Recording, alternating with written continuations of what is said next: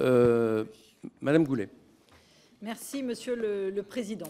Je ne reviendrai pas sur le fond.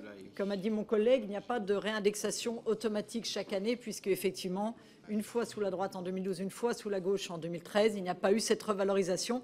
Donc pour moi, ces notions de revalorisation doivent bien être discutées en projet de loi de finances, et donc elle n'a pas sa place ici. Vous parlez de notion de périmètre, Monsieur le Président.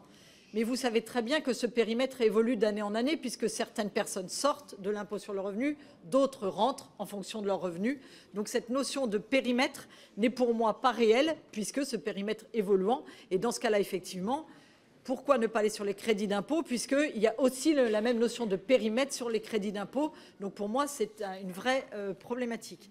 Ensuite, ce qui me gêne également, c'est qu'on n'a pas du tout d'impératif à le faire maintenant.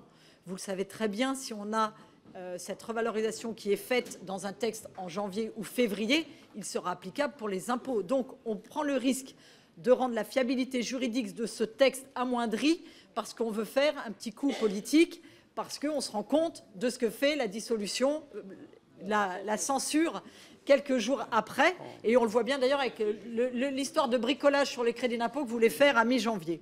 Enfin, Monsieur le Président, avec tout le respect qu'on vous doit, je suis très embêtée car vous êtes le garant de l'application de la LOLF. Or, la LOLF est très claire. La loi spéciale l'autorise à continuer à percevoir les impôts existants. Donc, on ne doit pas toucher et on doit s'arrêter sur les impôts d'ici. Et donc, pour conclure et faire une proposition, Monsieur le Président, j'aimerais que vous rédigiez une doctrine écrite de votre application de l'article 40, car depuis plusieurs semaines et plusieurs mois, nous nous rendons compte que c'est à géométrie variable, en fonction notamment de qui pose les amendements ou les PPL. Donc c'est dans votre droit, et je vous le demande, d'écrire cette doctrine pour qu'on sache dans les mois à venir à quoi s'en tenir et de pouvoir effectivement peut-être poser des amendements sur les crédits d'impôt si tout peut passer d'ici la semaine prochaine. Je vous remercie. Madame Goulet, ce que vous dites est totalement faux.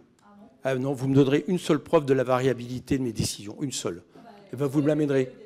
Ah ben, il n'y a eu aucune, il n'y a eu absolument pas. Il n'y a eu aucune variabilité. Mais vous inquiétez pas, et je pense que c'est une insinuation qui, très franchement, m'étonne de votre part. C'est pas une insinuation, justement. Non, je vois bien le petit jeu qui est en train d'être mené. Que vous pourriez écrire votre doctrine comme ça. Tout à chacun, député de tous les groupes, saurait à quel point ils peuvent faire passer des amendements. Je vois bien ce qui est en train de se passer. Alors, deux petites choses. Figurez-vous, Madame Goulet, que je le répète, je pense que vous placez ça sur l'idée que la censure aurait provoqué une situation où on essaierait de s'en sortir. Eh bien, ce n'est absolument pas le cas. Et là, ça montre bien l'argument. Non. Ça montre bien l'argument, à mon avis, qui n'est...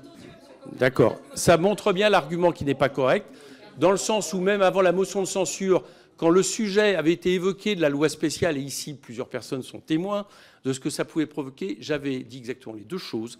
C'est-à-dire que, d'une part, ce n'aurait pas d'incidence, très certainement parce que ça serait voté vite, et que donc il n'y aurait pas d'incidence, et je continue à le dire, mais que d'autre part, pour le sécuriser, il faudrait réfléchir effectivement à cette question de périmètre. Donc je n'ai pas attendu la motion de censure. Et alors maintenant, Madame Goulet, il y a autre chose.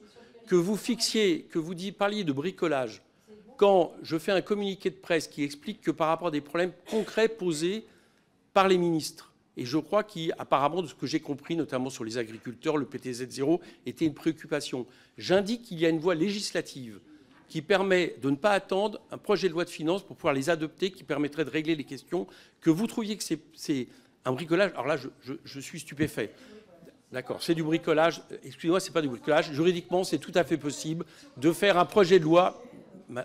Madame Goulet, c'est peut-être vous qui faites les règles, la loi, tout ça, mais vous pouvez très bien faire un projet de loi ciblé qui permet de ne pas attendre et qui permet de régler la question posée par les ministres.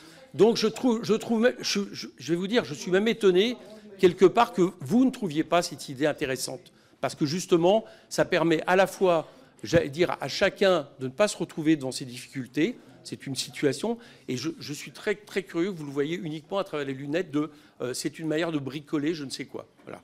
Mais bon, c'est votre point de vue. Quelque part, après, chacun, c'est le genre de discussion, les choses se révèlent, c'est un peu dommage. Madame